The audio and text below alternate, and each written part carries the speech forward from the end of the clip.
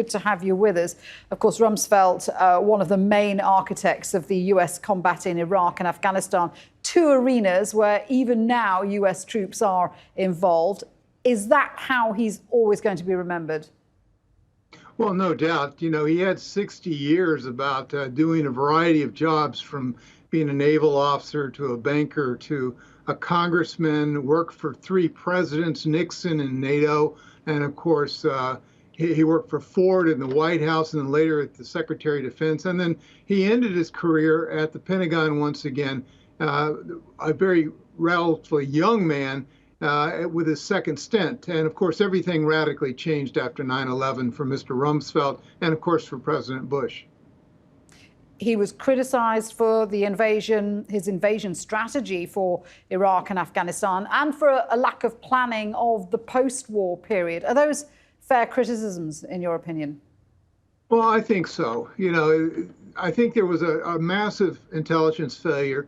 You know I was in many of the meetings with Mr. Rumsfeld as a military analyst, you know, beginning the fall of 2002. And of course, we invaded in March of 2003. The weapons of mass destruction was a wild speculation and terribly wrong. Of course, there was probably a host of things behind the scenes.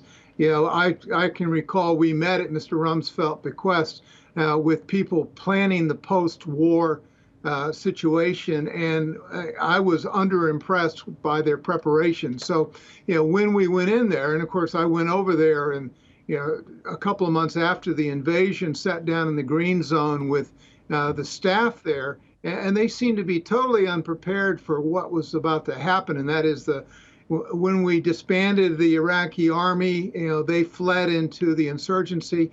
And of course, we ended up with a full-fledged insurgency for years to come.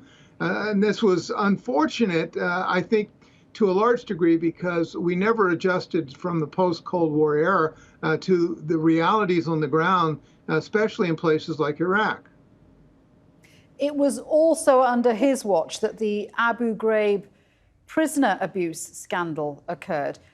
That did considerable damage to the reputation of the US military, didn't it? And the government. Well, yeah, well, no doubt. You know, you had abuses, you know, Abu Ghraib, which was not that far from the outskirts of Baghdad. And, you know, some terrible things were going on.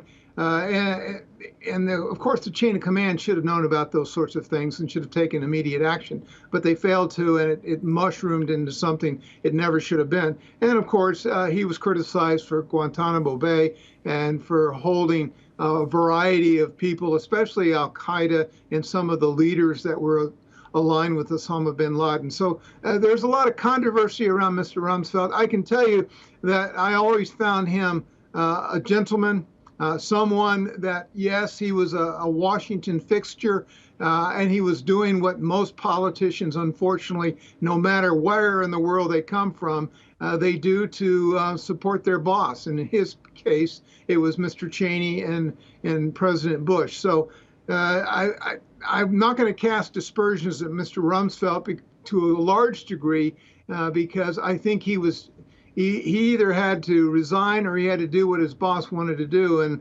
whether or not we agree with the intelligence failure and that was a justification, that's just the reality he faced. Good to get your thoughts there. Thank you very much indeed for joining us. Robert Maginnis there.